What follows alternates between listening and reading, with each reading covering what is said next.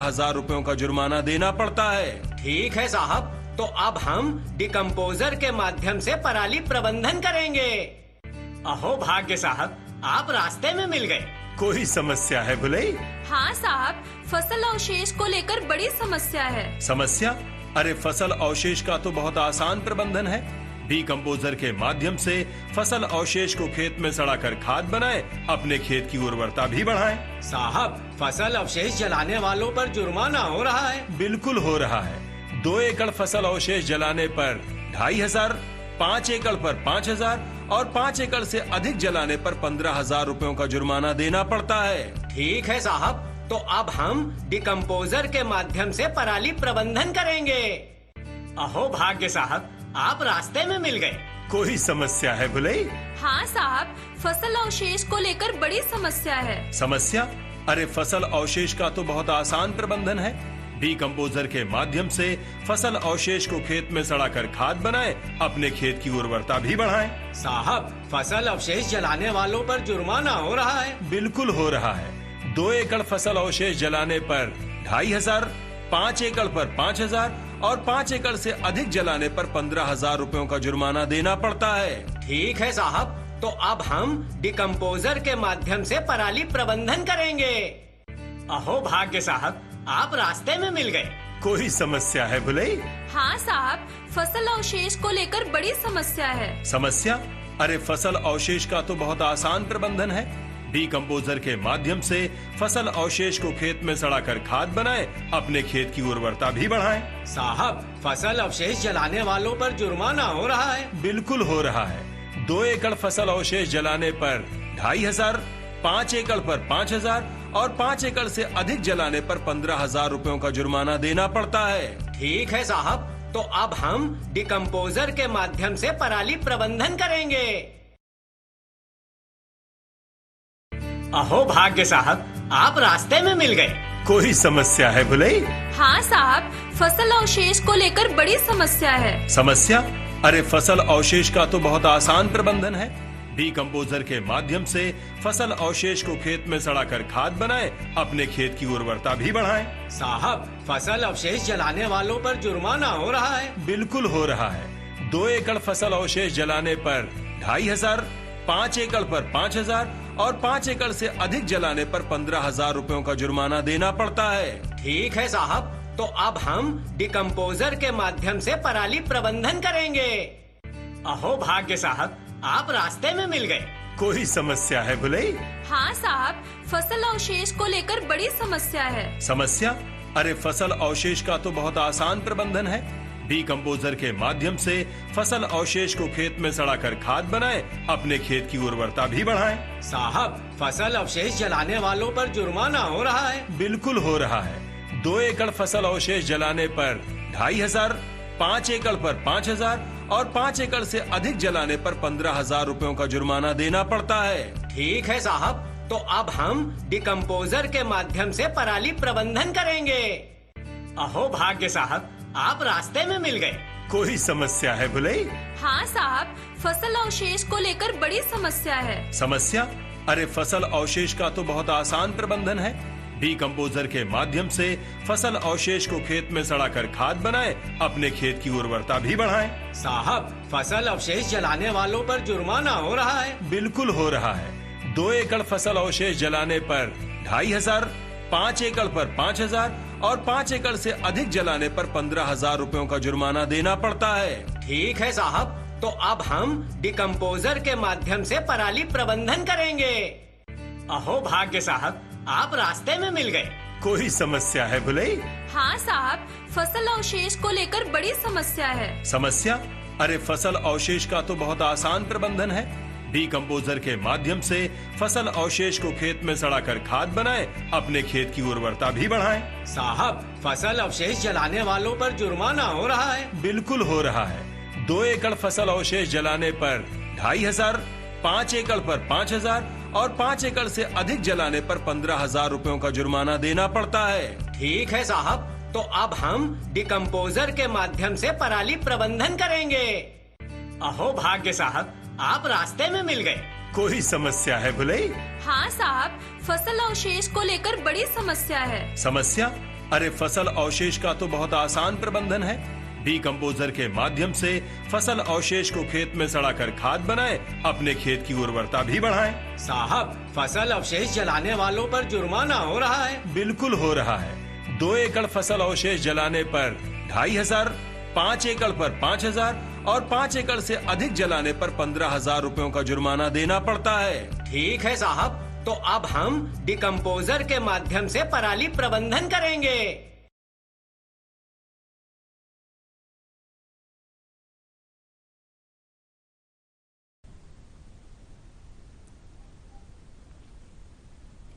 कभी मशाल की मानिंद मुझे जलना है और कभी मोम की तरह मुझे पिघलना है। इसी सन्नाटे में एक शोर उठाना है मुझे, मैं आऊंगी, मुझे हवा का रुख बदलना है। नमस्कार, ये पंक्तियां उस शख्सियत को पूरी तरह से परिभाषित करने का एक प्रयास मात्र है जो जीवंतता की प्रतिमूर्ति हैं। काशी ही नहीं, उत्तर प्रदेश ही नहीं, भारत ही नहीं, पूरी दुनिया उन्हें प्रशांति सिंह के नाम से जानती है। हम अपने आप को गौरवशाली समझ रहे हैं। आज आपकी मौजूदगी, आपका साथ पा करके आपका अभिनंदनमयी स्वागत है हमारे कार्यक्रम में। Thank you very much.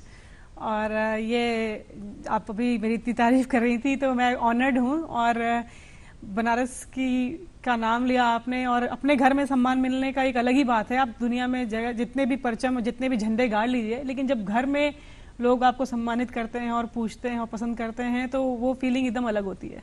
क्या बात है।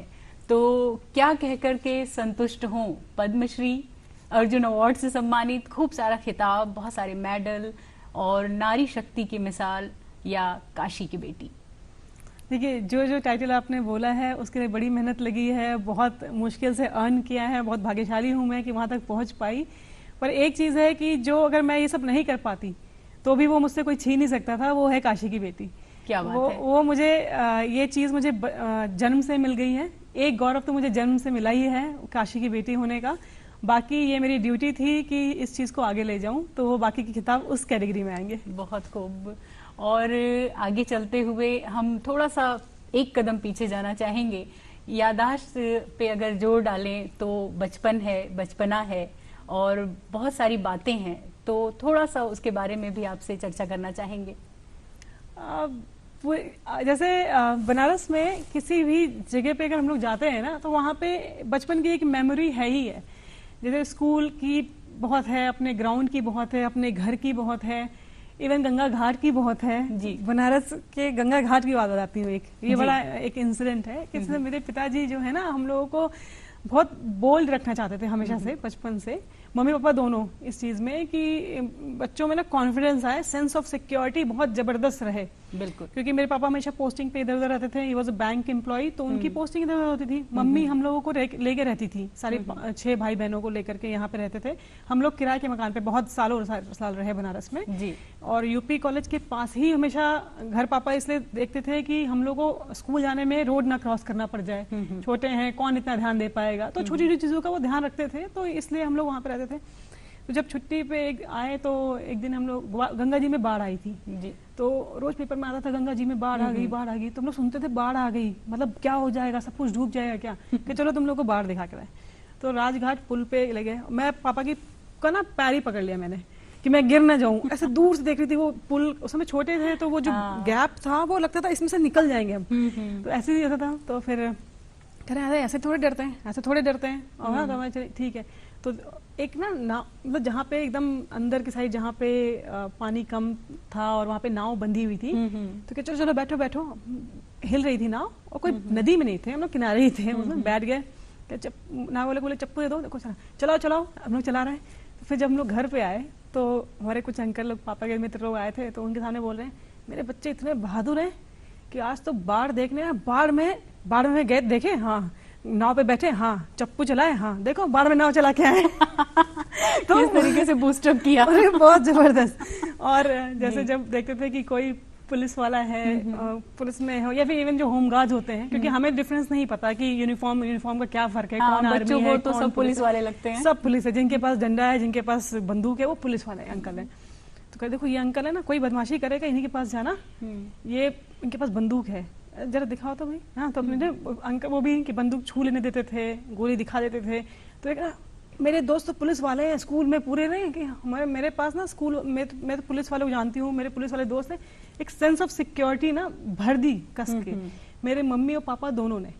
जो एक कॉलोनी का एक एटमॉस्फेयर होता है यूजुअली कि लोग नहीं कि लड़कियां खेलने जा रही हैं, छोटी छोटी शॉर्ट्स पहन के लड़कों में दौड़ रही हैं, बाल कटे हुए हैं। ईयर पियर्सिंग मेरी नहीं हुई थी बचपन में, ईयर पियर्सिंग मेरी 10th क्लास के बाद हुई, मेरी अपनी मर्जी से हुई है, जब मैंने खुद कराई जा करके।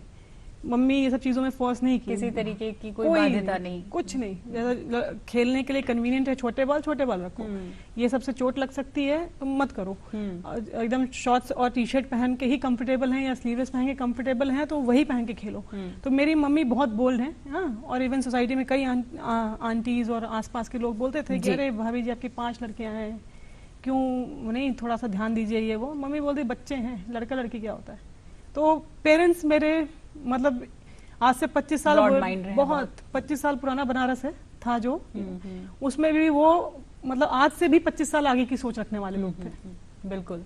और जैसा कि हम आपको देख रहे हैं, हमारे दर्शक भी आपको देख रहे हैं, भगवान ने आपको काफी खूबसूरत बनाया है। तो सजने संवरने की उम्र में कब आपने ये तय कर लिया कि कुछ अलग करना है, खेल में जाना है, वहां अपनी पहचान बनानी है?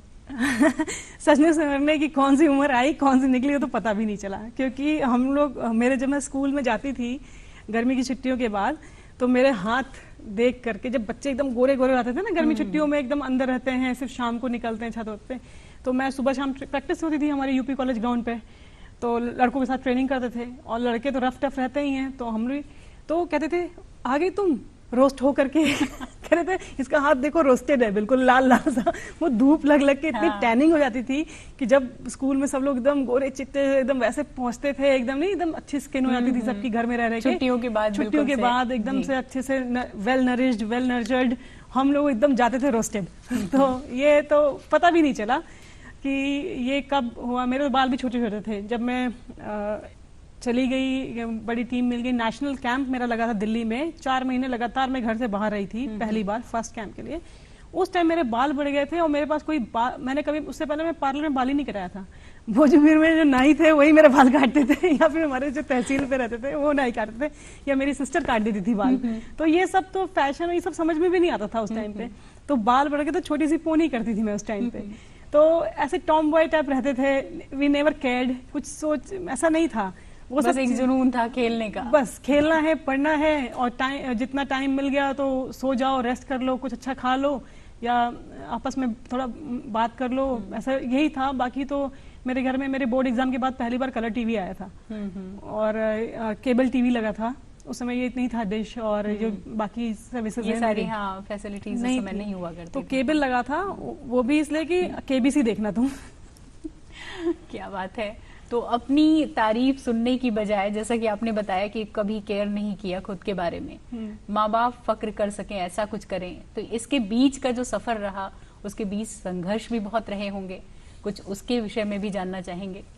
हाँ, हर तरह का संघर्ष था। देखिए, जब हम सक्सेसफुल हो जाते हैं और चीजें सोचते हैं तो हमें सब अच्छी बातें आ जाती हैं, लेकिन वो टाइम ये जैसे जो 2 घंटे का कॉन्वर्सेशन है या 4 घंटे की चीज है, या फिर इवन मैं लिख दूं कि 400 पेज की बुक किताब भी लिख दूं, तो वो जो हर दिन 24 घंटे का जो स्ट्रगल था वो बयान नहीं हो सकता।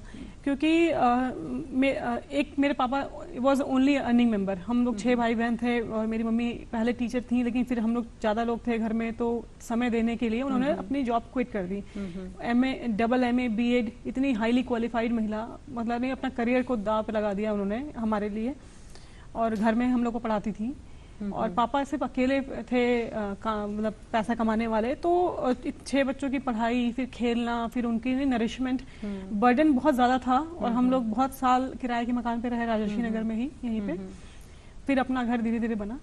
तो फिर चीजें देखिए बहुत स्ट्रगल था, पर उसमें ही एक नहीं है कि कभी मम्मी पापा ने हम लोग के ऊपर ऐसे ही वो नहीं किया कि कुछ भी बर्डन है। और कभी, लेकिन एक चीज हमेशा ध्यान मतलब मेरी मम्मी दिमाग में डालती थी, जैसे यूजुअली लोग बात करते हैं कि बड़े होंगे तो इनकी शादी हो जाएगी, ये है, ये सब मेरे घर में बातें नहीं होती थी। मेरे घर में बात होती थी कि उस समय खेलने का भी नहीं पता था कि खेल में इतना सक्सेसफुल हो जाएंगे। एक नॉर्मल पूर्वांचल का कल्चर है कि पढ़ाई लिखाई करके आप कुछ बनते हैं, जी। तो वहाँ पे हम लोग भी यही सुनते थे, पढ़ लिख के कुछ बनना है, पढ़ लिख के कोई अच्छी जॉब में आना है, पढ़ लिख के कुछ कर जाना है, ये था। और पूर्वांचल का एक कल्चर तो देखिए था ही कि खेल को या म्यूजिक या डांस को एज अ प्रोफेशन या एक कमर्शियल अप्रोच के साथ प्रोफेशन इतना एक्सेप्टेबल नहीं था। और अब धीरे धीरे सोसाइटी चेंज हो रही है, तो क्योंकि उन लोग का भी एकेडमिक बैकग्राउंड था, तो एक वो प्रेशर था, अपना इंटरेस्ट खेलने में था, प्लस सोसाइटी का एक था सोशल स्ट्रक्चर में कि भाई लड़कियों वाला घर है, 5 लड़कियां हैं, कैसे चलेगा और कैसे करेंगे, तो एक वो स्ट्रक्चर का तो मतलब प्रेशर बहुत ज्यादा था, फाइनेंशियल भी था, सोशल भी था, अपनी खुद की कॉन्फ्लिक्ट थी कि भाई आगे करेंगे क्या करियर में। और एक क्योंकि सब ब्राइट थे पढ़ने में, हाँ। और पर्सनालिटी में और बोल्ड थे, तो एक दिमाग भी बन चुका था कि कुछ करना है, लेकिन क्या करना है तो इतने रास्ते नहीं पता थे। हम खेलते तो हमारे आगे कोई रोल मॉडल नहीं था यहाँ पे कि हम जिसको देखते कि हाँ इन दीदी या भैया ने चले इंडिया खेल लिया, रास्ते पे चल के ये अचीवमेंट किया, और अपने पेरेंट्स को कैसे कन्विंस करें कि हाँ यहाँ जाएंगे तो ये होगा, क्योंकि उन्होंने नहीं देखा, उनकी गलती नहीं है। जब तक कोई सामने खड़ा नहीं होगा वो कैसे उनके पेरेंट्स, किसी के भी पेरेंट्स कन्विंस होंगे। और जिंदगी के सफर में आगे बढ़ते हुए एक मोड़ ऐसा भी आता है जब हम ये कहते हैं कि आंखें 2 ही अच्छी होती हैं, जब 4 हो जाती हैं तो बेचैन कर देती हैं। कुछ उन पलों को भी याद करना चाहेंगे? देखिए, जब खेलते हैं तो बहुत लोग मिलते हैं, और इतना हम लोग जैसे एक ऐसी जगह पे हैं कि हम लोग बहुत सारे लोगों से इंटरेक्ट करते हैं, इकट्ठे कैंप लगाते हैं, तो यूजुअली एक फ्रेंडशिप लोगों में होती है, ये सब चीजें होती हैं, लेकिन फोकस हमेशा स्पोर्ट पे ही था और बड़े गोल पे था। तो इस वजह से कई चीजों को हम लोगों ने साइड लाइन रखी और इस पे आगे बढ़ते चले गए। और जिन मेरे घर में ही कोई ऐसे अननेसेसरी रिस्ट्रिक्शन नहीं थी, जैसे मेरी छोटी सिस्टर को, जैसे उनको पहले ऐसा लगा कि ये मुझे लाइफ पार्टनर मिल गया है, तो बिल्कुल घर में कोई हेजिटेशन नहीं हुई, बात हुई और उनकी शादी हुई। तो छोटी सिस्टर ने, जैसे प्रतिमा ने शादी की ईशान से, आकांक्षा ने शादी की नितिन से, मेरी बड़ी सिस्टर, तो जिनको करियर पे जाना है वो करियर का पाथ लें, जिनको अपनी पर्सनल लाइफ में सेटलमेंट का ऐसा लगता है कि पर्सनल लाइफ में हमको आगे बढ़ना चाहिए, वो लें। तो मैं यही बोलूंगी कि इस पूरे मतलब इस रीजन में फैमिली मेरी बहुत डिफरेंट सोच रखने वाली, बहुत ही बोल्ड फैमिली, बहुत ही बोल्ड पेरेंट्स हैं मेरे पास। तो इस सफलता में उनका बहुत बड़ा रोल है, क्योंकि सिर्फ सफल होने तक ही नहीं, इवन जो आज का जो सिनेरियो है उसमें कभी बर्डन नहीं है कि हाँ कि तुम शादी कर लो क्योंकि तुमसे छोटी सिस्टर्स भी हैं। नहीं, ठीक है, अगर छोटी सिस्टर्स को ऐसा लगता है कि उनको शादी कर लेनी चाहिए, यू आर मतलब free to make your decision. तो बहुत ही बोल्ड पेरेंट्स हैं मेरे। जी बिल्कुल। और अभी हाल ही में हमारे माननीय प्रधानमंत्री जी से आपका वर्चुअल संवाद हुआ, तो उनके साथ जो मुलाकात हुई इस वर्चुअल मीडियम से, वो कैसी रही? मेरे लिए बहुत ही सम्मान और गौरव की बात थी। देखिए, वो 6 साल से हमारे सांसद हैं और देश के प्रधानमंत्री हैं, और कभी ऐसा मौका नहीं मिला मुझे कि वन ऑन वन इनसे बात कर पाऊं ऐसे। और एक बार पद्मश्री अवार्ड के टाइम पे राष्ट्रपति भवन में मिले भी थे, तो बहुत शॉर्ट पे, क्योंकि वहाँ पे बहुत सारे अवार्डी हैं, एक से एक प्रोफाइलिक लोग हैं, तो वो था। लेकिन ऐसे कि 3 लोगों में स्थान मिलना संवाद के लिए, तो वो बड़ा एक गौरवपूर्ण था और बहुत ही अच्छा एक्सपीरियंस था। और एक मन में भी था कि कहीं लाइक प्रधानमंत्री को देख के मैं अपनी बातें भूल ही ना जाऊं कि मुझे बोलना क्या है। जी बिल्कुल। तो ऐसी स्थिति में हमारे देश में जो विकास की अविरल गंगा के भागीरथी के रूप में हमारे प्रधानमंत्री जी देखे जा रहे हैं, उन्होंने पूर्वांचल को क्या कुछ सौगात दी, क्या कुछ दिया? देखिए, बहुत कुछ बदल गया। जैसे हम लोग तो कब से खेल रहे हैं, मैं 2002 में चाइनीज ताइपे में पहले जूनियर इंडिया खेली थी, और उसके बाद लगातार इंडियन टीम में खेल रही हूँ। तो हम लोग फॉरेन जाते ही थे, मतलब ऐसे कोई बात नहीं है कि मतलब बाहर विदेशों में जाते थे, उनके एयरपोर्ट्स, उनकी अपनी रेल कनेक्टिविटी देखते थे, उनके स्टेडियम्स देखते थे, चीजें। और देखिए, डेवलपिंग कंट्री में फर्क होता है, लेकिन बहुत सारी डेवलपिंग कंट्री में गए और उनका प्लान देखते थे। तो जब दिल्ली तक तो ठीक है, दिल्ली लैंड कर गए या चेन्नई लैंड कर गए, कैलकाटा आ गए या फिर बॉम्बे, फिर वहां से जब कनेक्ट करके अपने आते थे, तो क्योंकि ये छावनी का एयरपोर्ट था, बहुत ही छोटा था, टाइम लगता था उसमें, नहीं कि थकते थकते इंसान, तो अभी ऐसा लगता था कि थोड़ा बढ़ जाए यार ये, या फिर वहाँ की जो रोड की कनेक्टिविटी थोड़ी है। तो ये सब जो छोटी छोटी चीजें हैं कि भाई हमारा एयरपोर्ट सुंदर हो गया और बहुत वेल इक्विप्ड हो गया है, वो रोड इतनी सुंदर हो गई है कि एकदम फटाफट पहुंच जाते हैं घर पे। हाँ, दूरी का पता नहीं चलता, आराम से है, कोई ट्रैफिक में नहीं फंसते, घर पहुंच जाए टाइम से जब बहुत ट्रेवल। तो ये सब ना जो हम लोग सोचते थे वो चीजें हो गई। और खेल की बात करें तो खेल के संदर्भ में भी जब आपसे संवाद हुआ तो आपने कुछ डिमांड की प्रधानमंत्री जी से, उन्होंने कुछ कमिटमेंट्स भी किए, तो उनके बारे में हम अपने खेल प्रेमियों के लिए जानना चाहेंगे कि क्या कुछ हो रहा है अपने शहर में, अपने पूर्वांचल में। देखिए, जब मुझे ये मौका मिला तो मेरे मन में ये था कि अगर मुझसे कोई सुझाव मांगा जाएगा तो मैं जरूर दूंगी। हाँ, और अगर ऐसी बात भी होगी तो मैं अपने एक बात रखने की कोशिश करूंगी कि वहाँ पे, पर क्योंकि वो प्रधानमंत्री हैं, उनके पास बहुत सारे काम हैं और लोग थे, तो समय कम था, तो भी मुझे मौका मिला तो मैंने एक एनसीओई की मांग कर दी, जो कि इस समय की latest sports authority of India की सबसे बड़ी स्कीम है। इसमें क्या है, national centre of excellence. Usually क्या होता है कि लोग बहुत बड़े स्टेडियम बना देते हैं और फिर स्टेडियम क्या है, बड़े आयोजन के लिए होता है, 1-2 आयोजन हुआ तो ठीक है, लेकिन फिर वो फैसिलिटी, वो मेंटेनेंस में बहुत ज्यादा टाइम बर्बाद होता है। तो सेंटर ऑफ एक्सीलेंस ऐसी चीज है कि जैसे अमेरिका में है, जैसे चाइना में है, कि पॉकेट वाइज कि किस जगह पे कौन सी गेम ठीक चल रही है, वो सेंटर ही डाल दो। तो वहां पे जो देश के टॉप के जो अच्छे पोटेंशियल वाले बच्चे हैं, अंडर 16, अंडर 19 या सीनियर प्लेयर, वहां पे ट्रेनिंग करें, कैंप लगाएं, तो वहां उस एरिया पर्टिकुलर में जो और बच्चे खेल रहे हैं, उनको टीवी पे जो देखते थे या सिर्फ न्यूज में सुनते थे, वो वहीं पे देख पाए। और एक जैसे कहते हैं ना कि एक जगह पे कोई अगर 5 स्टार होटल खुल गया या फिर कोई बड़ी चीज खुल गई, तो आसपास की चीजें ऐसे सुधर नहीं जाती कि सब लोग कहते हैं कि हमारा भी घर अपना पेंट करा लो, चीजें बढ़िया कर लो। तो जो ऑलरेडी जो यहाँ पे स्टेडियम्स हैं वो भी थोड़े सुंदर हो जाएंगे, वो भी वेल इक्विप्ड हो जाएंगे, क्योंकि देख करके भी बहुत कुछ सीखते हैं और लोगों को भी अवेयरनेस आती है कि ये स्टैंडर्ड है वर्ल्ड का, तो हम कम से कम कहीं तो पहुंचे। राज्य स्तर पे जो होनी चाहिए वो हो, जो मंडलीय स्तर पे होनी चाहिए वो हो। तो एनसीओई के लिए मैंने बोला कि एक एनसीओई आ जाएगा तो अच्छा हो जाएगा, क्योंकि ये 200 किलोमीटर की जो पूर्वांचल की परिधि है जी, यहाँ पे इस लेवल का 70 साल से ज्यादा हो गए हमारी आजादी को। ये पूर्वांचल बड़ा हब है पॉलिटिकल, और ब्यूरोक्रेट, एक से एक ब्यूरोक्रेट यहाँ के बच्चे निकलते हैं ये वो, लेकिन यहाँ पे खेल के क्षेत्र में एक भी ऐसी सुविधा नहीं है, बड़ी सुविधा नहीं है। तो हम छोटी छोटी सुविधाएं बनाए, इससे बड़े यहाँ एक बड़ी लाइन खींचे जिसको देख के लोग इंस्पायर हों।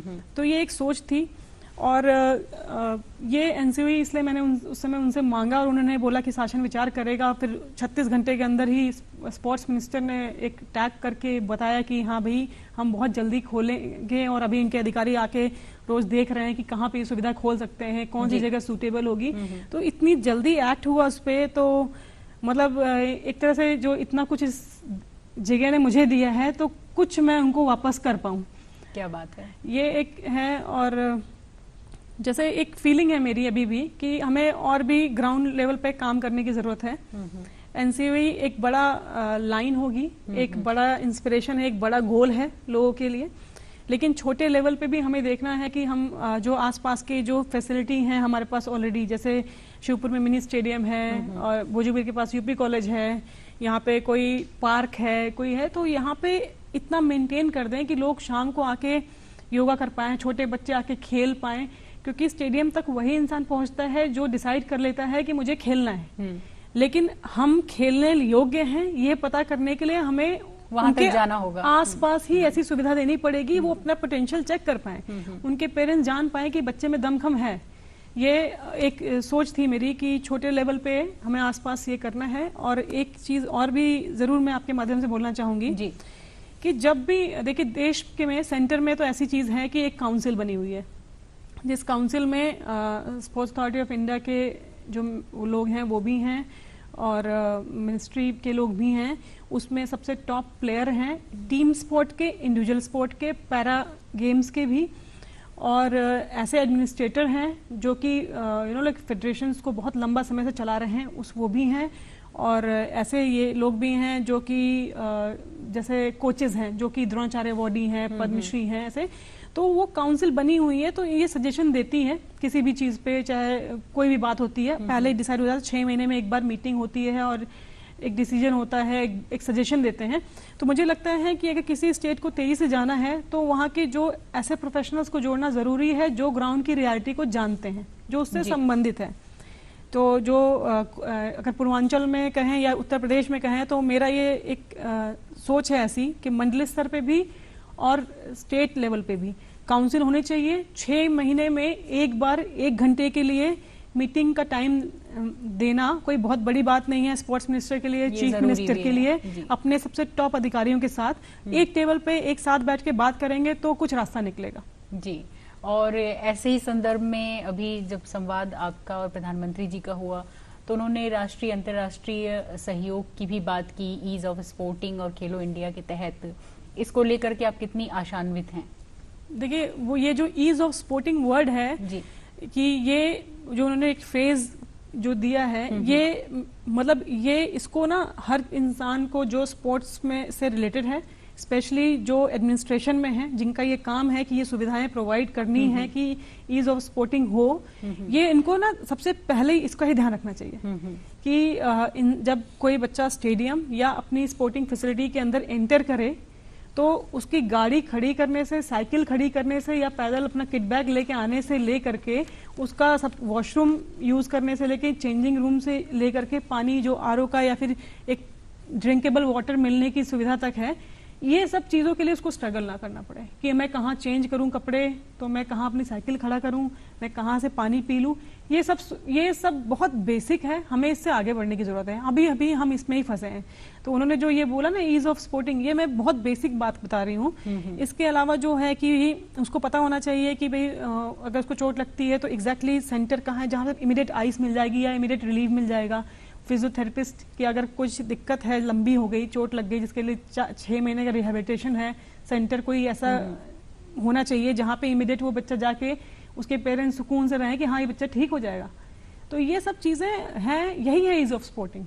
जी, ये बहुत इंपॉर्टेंट है और ये बेसिकली इसको अश्योर करना एडमिनिस्ट्रेशन का काम है जी, क्योंकि कोच कोचिंग कर रहा है, खिलाड़ी खेल रहे हैं, पेरेंट्स ये अलाउ कर रहे हैं कि उनका बच्चा खेले। एक अनसर्टेन टेरिटरी होती है स्पोर्ट, आपको पता ही नहीं है अगले दिन क्या हो जाएगा, चोट लग जाएगी, आपका करियर खत्म है। तो इतना गट्स रख रहे हैं, तो ये इनका काम है कि अश्योर करें कि ये वर्थ हो।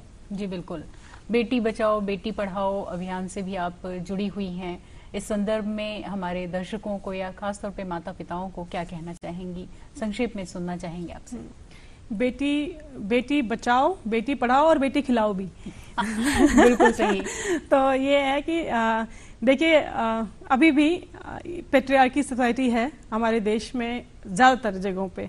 कुछ मेट्रोज की बात करें, कुछ जो हर स्टेट में जो राजधानी है, कुछ ए ग्रेड सिटीज हैं, उनको छोड़ दें तो अगर आप सुबह शाम टहलने वालों का बस रेशियो देखेंगे तो आप बस मेल फीमेल में डिफरेंस देख के आपको समझ में आ जाएगा हाउ सोसाइटी वर्क्स। बोलते हैं घर में बड़ा काम है, सुबह सुबह टहल नहीं सकते, घर में तो सभी का है ना, काम तो सभी का होना चाहिए। तो इस तरह का जो ये बात है कि ये घर से शुरू होगा और जो भी ऑल द आंटीज जितनी भी औरतें हैं स्पेशली, ये देखिए बी बोल्ड, मजबूती से रहिए क्योंकि आप जो है ना अपने बच्चों को, स्पेशली लड़कों को ट्रेन कर रही हैं कि आगे के लोगों को कैसे ट्रीट करना है या कैसे रहना है। ये तो बोल्ड रहिए, मजबूती से रहिए और पढ़ाइए और खिलाइए। जिस क्षेत्र में जाना चाहें उस क्षेत्र में जाने दीजिए क्योंकि आधी आबादी है ये और रिस्पॉन्सिबिलिटी है, देश को बढ़ाना है तो देश को बढ़ाने का काम सिर्फ पुरुषों का नहीं है, महिलाओं की भी बहुत रिस्पॉन्सिबिलिटी है। जम के आइए और दम से आइए। क्या बात है। और चलते चलते हमारे सशस्त्र सुरक्षा बल जो हैं वो एक दिवस मनाते हैं 7 दिसंबर को, जिसे आर्म फोर्सेस फ्लैग डे के रूप में हम जानते हैं। इसके संदर्भ में भी आपसे कुछ संदेश चाहेंगे? देखिए, हम लोग बड़े आराम से यहाँ पे बात कर पा रहे हैं क्योंकि बॉर्डर पे कोई है, उनका भी परिवार है, उनके भी लोग हैं। सिर्फ ये उनकी रिस्पॉन्सिबिलिटी नहीं है, हमारी रिस्पॉन्सिबिलिटी और भी ज्यादा है। अगर आपके आसपास कोई भी ऐसे सेना के लोगों के परिवार रहते हैं, उनके बच्चे, उनकी फैमिली रहती है, तो अगर उनको थोड़ी हेल्प कर सकते हैं, उनका काम प्रायोरिटी पे कर सकते हैं तो प्लीज उनको हेल्प करिए। और ये जो इसके लिए जो हमारे फ्लैग डे के दिन जो भी डोनेशन आप कर सकते हैं, डोनेशन उसको जरूर करिए क्योंकि अगर वो लोग वहां बैठे हैं इसीलिए हम लोग यहाँ पे बात भी कर पा रहे हैं, ये सोच भी रख पा रहे हैं, सब कुछ कर पा रहे हैं। तो ये रिस्पॉन्सिबिलिटी है और ये मतलब कोई बर्डन नहीं है, ये आपको खुद से इंस्पायर होना चाहिए कि हमें आगे बढ़ चढ़ के सेना के साथ खड़े होना चाहिए। बहुत बहुत धन्यवाद देना चाहेंगे काशी की बेटी और राष्ट्र का गौरव प्रशांति सिंह को कि आपने हमें अपना समय दिया और हमसे अपने यादों के साथ साथ अपने अनुभवों को और सुझावों को भी साझा किया।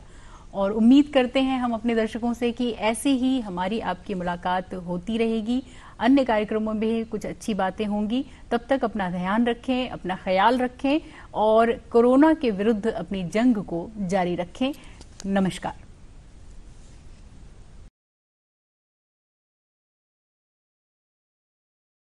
अहो भाग्य साहब, आप रास्ते में मिल गए। कोई समस्या है भुलई? हाँ साहब, फसल अवशेष को लेकर बड़ी समस्या है। समस्या? अरे फसल अवशेष का तो बहुत आसान प्रबंधन है।